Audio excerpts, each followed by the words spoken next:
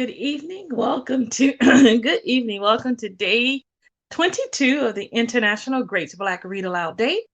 We are thankfully not borrowing time. If I read well, we're not borrowing time from another time zone tonight.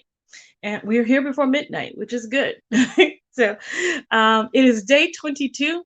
And our subject for today here at the International Great Black Read Aloud Day is contemporary literature. And that is a literature that is anytime after World War II. And so that could be anything written after that time period. And so we have a selection tonight, which we believe you will enjoy. And before we get to that, we're going to talk about what you can do. And that is you can subscribe right down there. You can subscribe to greatblackreadaloudday.org, our website, and follow us on social media at Black Read Aloud, and subscribe to our YouTube channel, which is the International Great Black Read Aloud Day.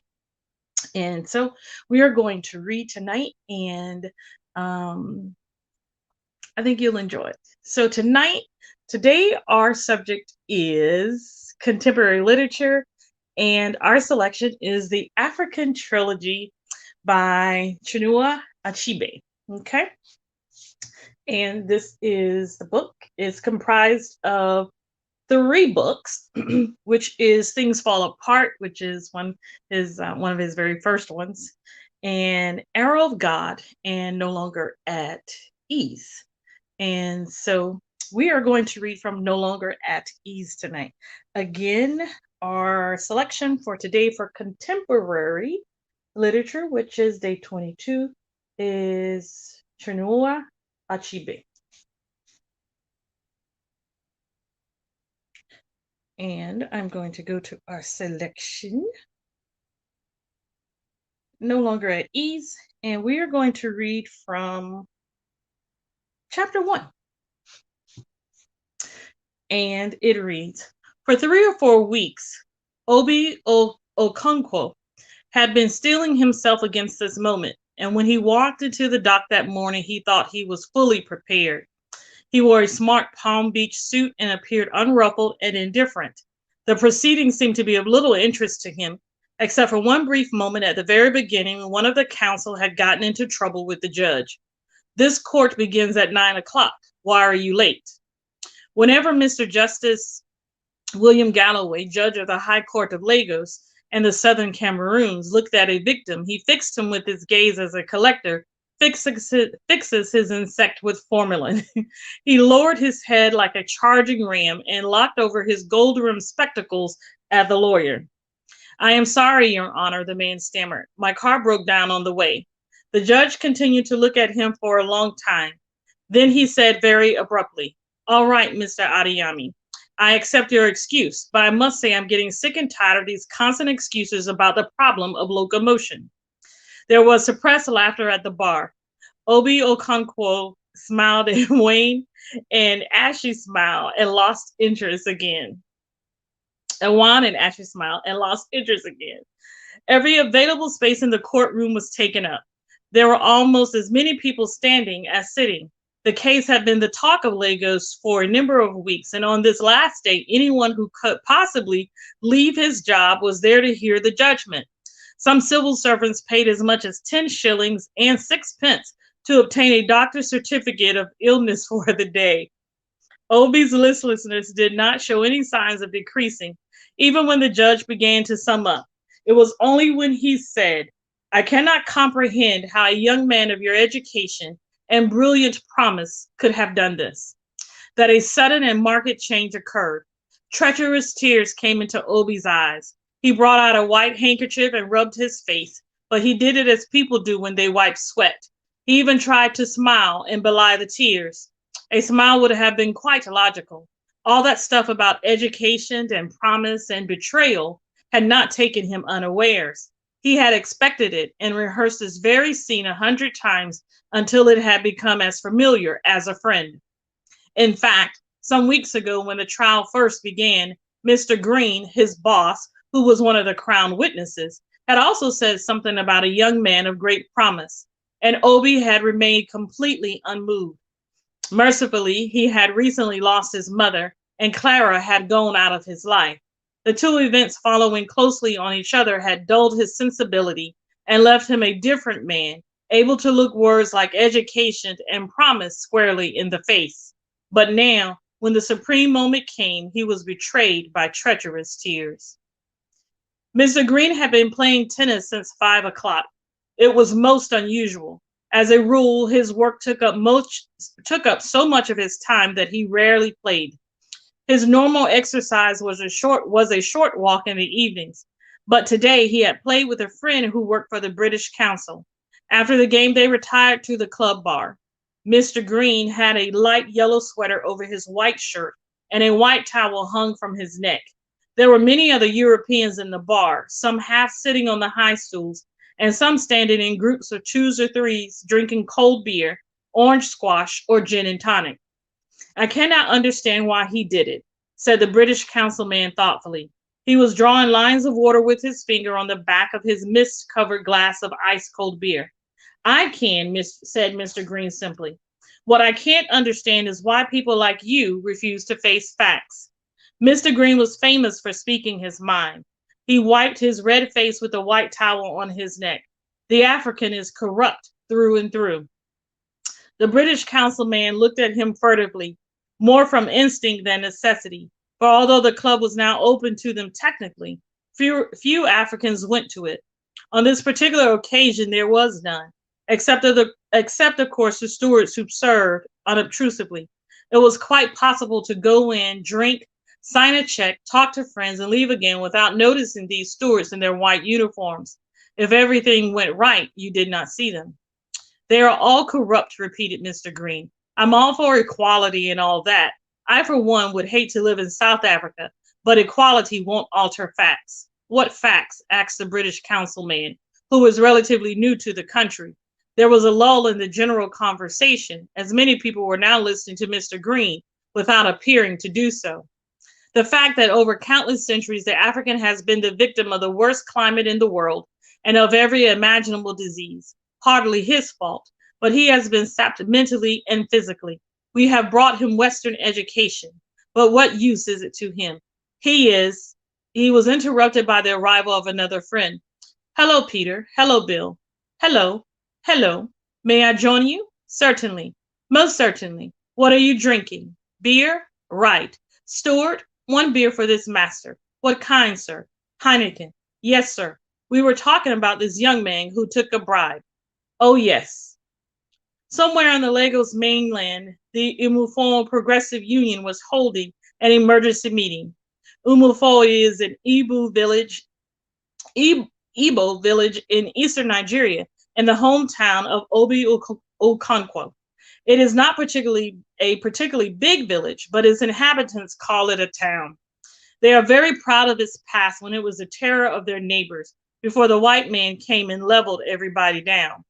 Those Umufoyans, that is the name they call themselves, who leave their hometown to work in towns all over Nigeria regard themselves as sojourners. They return to Umufoya every 2 years or so to spend their leave. When they have saved up enough money, they ask their relations at home to find them a wife, or they build a zinc house on their family land. No matter where they are in Nigeria, they start a local branch of the Umufoya Progressive Union. In recent weeks, the union had met several times over Obi Okonkwo's case. At the first meeting, a handful of people had expressed the view that there was no reason why the union should worry itself over the troubles of a prodigal son who had shown great disrespect to it only a little while ago. We paid £800 to train him in England, said one of them. But instead of being grateful, he insults us because of a useless girl. And now we are being called together to find more money for him. What does he do with his big salary? My own opinion is that we have already done too much for him. This view, although accepted as largely true, was not taken very seriously. For as the president pointed out, a kinsman in trouble had to be saved, not blamed. Anger against a brother was felt in the flesh, not in the bone. And so the union decided to pay for the services of a lawyer from their funds. But this morning, the case was lost. That was why another emergency meeting had been convened. Many people had already arrived at the house of the president on Maloney Street and were talking excitedly about the judgment. I knew it was a bad case, said the man who had opposed the union's intervention from the start. We are just throwing money away. What do our people say? He that fights for a ne'er-do-well has nothing to show for it except a head covered in earth and grime. But this man had no following. The men of Umufoya were prepared to fight to the last.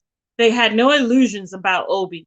He was, without a doubt, a very foolish and self-willed young man. But this was not the time to go into that. The fox must be chased away first. After that, the hen might be warned against wandering into the bush. When the time for warning came, the men of Umufoya could be trusted to give it in full measure, pressed down and flowing over.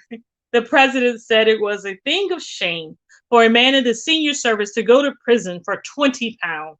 He repeated 20 pounds, spitting it out. I am against people reaping where they have not sown. But we have a saying that if you want to eat a toad, you should look for a fat and juicy one. It is all lack of experience, said another man. He should not have accepted the money himself. What others do is tell you to go and hand it to their houseboy. Obi tried to do what everyone does without finding out how it was done. He told the proverb of the house rat who went swimming with his friend the lizard and died from cold. For while the lizard's scales kept him dry, the rat's hairy body remained wet. The president, in due course, looked at his pocket watch and announced that it was time to declare the meeting open. Everybody stood up and he said a short prayer. Then he presented 3 cola nuts to the meeting. The oldest man present broke one of them, saying another kind of prayer while he did it. He that brings cola nuts brings life, he said. We do not seek to hurt any man, but if any man seeks to hurt us, may he break his neck. The congregation answered, Amen. We are strangers in this land. If good comes to it, may we have our share. Amen. But if bad comes, let it go to the owners of the land who know what gods should be appeased. Amen. Many towns have 4 or 5 or even 10 of their sons in European posts in this city. Umufoya has only 1. And now our enemies say that even that one is too many for us. But our ancestors will not agree to such a thing. Amen. And only palm fruit does not get lost in the fire. Amen. Obi Okonkwo was indeed an only palm fruit. His name was Obiajulu. The mind at last is at rest. The mind being his father's, of course, who, his wife having borne him 4 daughters before Obi, was naturally becoming a little anxious. Being a Christian convert, and in fact a catechist, he could not marry a second wife. But he was not the kind of man who carried his sorrow on his face. In particular, he would not let the heathen know that he was unhappy. He had called his 4th daughter, Niwidiana. A girl is also good, but his voice did not carry conviction. The old man who broke the cola nuts in Lagos and called Obi Okonkwo an only palm fruit was not, however, thinking of Okonkwo's family. He was thinking of the ancient and warlike village of Umufoa. 6 or 7 years ago, Umufoyans abroad had formed their union with the aim of collecting money to send some of their brighter young men to study in England. They taxed themselves mercilessly. The first scholarship under this scheme was awarded to Obi Okonkwo 5 years ago, almost to the day. Although they called it a scholarship, it was to be repaid. In Obi's case, it was worth 800 pounds to be repaid within 4 years of his return. They wanted him to read law so that when he returned, he would handle all their land cases against their neighbors. But when he got to England, he read English. His self-will was not new. The union was angry, but in the end, they left him alone. Although he would not be a lawyer, he would get a European post in the civil service. The selection of the first candidate had not presented any difficulty to the union. Obi was an obvious choice. At the age of 12 or 13, he had passed his standard 6 examination at the top of the whole province. Then he had won a scholarship to one of the best secondary schools in eastern Nigeria. At the end of the 5 years, he passed a Cambridge school certificate with distinction in all 8 subjects. He was, in fact, a village celebrity, and his name was regularly invoked at the mission school where he had once been a pupil. No one mentioned nowadays that he had once brought shame to the school by writing a letter to Adolf Hitler during the war. The headmaster at the time had pointed out, almost in tears, that he was a disgrace to the British Empire, and that if he had been older, he would surely have been sent to jail for the rest of his miserable life. He was only 11 then, and so got off with 6 strokes of the cane on his buttocks. Obi's going to England caused a big stir in Umuofia. A few days before his departure to Lagos, his parents called a prayer meeting at their home. The Reverend Samuel Ikedi of St. Mark's Anglican Church, Umuofia, was chairman. He said the occasion was the fulfillment of the prophecy. The people which sat in darkness saw a great light, and to them which sat in the region and shadow of death, to them did light spring up. He spoke for over half an hour. Then he asked that someone should lead them in prayer. Mary at once took up the challenge before most people had time to stand up, let alone shut their eyes. Mary was one of the most zealous Christians in Umuofia and a good friend of Obi's mother, Hannah Okonkwo. Although Mary had lived a long way from the church, 3 miles or more, she never missed the early morning prayer which the pastor conducted at cockcrow, in the heart of the wet season or the cold harmattan. Mary was sure to be there. Sometimes she came as much as an hour before time. She would blow out her hurricane lamp to save kerosene and go to sleep on the long mud seats. "Oh, God of Abraham, God of Isaac, and God of Jacob," she burst forth, "the beginning and the end. Without you, we can do nothing. The great river is not big enough for you to wash your hands in. You have the yam and you have the knife. We cannot eat unless you cut us a piece. We are like ants in your sight. We are like little children who only watch their stomach when they bathe, leaving their back dry." She went on and on, reeling off proverb after proverb and painting picture after picture.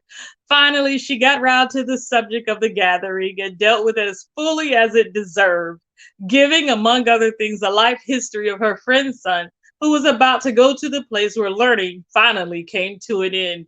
When she was done, people blinked and rubbed their eyes to get used to the evening light once more. They sat They sat on long wooden forms, which had been borrowed from the school. The chairman had a little table before him. On one side sat Obi in his school blazer and white trousers. 2 stalwarts emerged from the kitchen area, half bit with a gigantic iron pot of rice which they carried between them. Another pot followed. 2 young women then brought in a simmering pot of stew, hot from the fire. Kegs of palm wine followed, and a pile of plates and spoons, which the church stocked for the use of its members at marriages, births, deaths, and other occasions such as this. Mr. Isaac Okonkwo made a short speech placing this small cola before his guests. By Umuofia standards, he was well-to-do. He had been a catechist of the Church Missionary Society for 25 years and then retired on a pension of £25 a year. He had been the very first man to build a zinc house in Umuofia. It was therefore not unexpected that he would prepare a feast. But no one had imagined anything on this scale, not even for Okonkwo, who was famous for his open-handedness, which sometimes bordered on improvidence. Whenever his wife remonstrated that his thriftlessness, remonstrated against his thriftlessness, he replied that a man who lived on the banks of the Niger should not wash his hands with spittle, a favorite saying of his father's. It was odd that he should have rejected everything about his father except this one proverb. Perhaps he had long forgotten that his father often used it. At the end of the feast, the pastor made another long speech. He thanked Okonkwo for giving them a feast greater than many a wedding feast these days.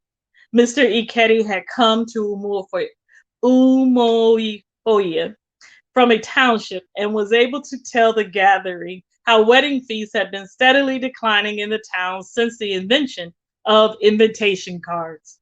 Many of his hearers whistled in unbelief when he told them that a man could not go to his neighbor's wedding unless he was given one of these papers on which they wrote RSVP, rice and stew very plenty, which was invariably an overstatement.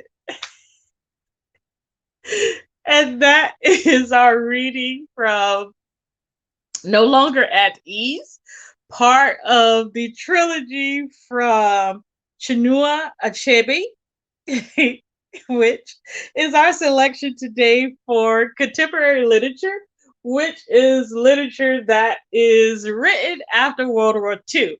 And so the first one of this trilogy, as we told you earlier, is Things Fall Apart, and then Arrow of God, and No Longer at Ease. And it is the story of multiple generations in a family in Nigeria. And so you are listening to the International Great Black Read Aloud Day 2022. It is day 22, which is contemporary literature. And our selection today has been the African Trilogy. And we hope you have been enjoying our readings, and we know that we have been coming on late. It has just been extremely busy, and we keep trying to get here earlier. We haven't been making it. And so we look forward to seeing you tomorrow, a bit earlier tomorrow, for day 23, which our topic is, and we'll let you know what that is. And our topic tomorrow is marriage. And so tomorrow is day 23, and we have just a few more days. We have 6 more days to go here at the International Great Black Read Aloud Day. And we are excited about all that we are doing here at the International Great Black Read Aloud.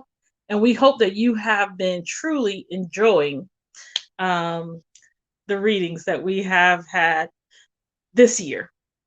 And so we will see you tomorrow. Have a good night or have a wonderful day, whatever time it is in your time zone, whatever part of the world you're in. We want to thank you for listening to the International Great Black Read Aloud Day 2022, where we are giving voice to words written by Black people all around the world. Have a wonderful night.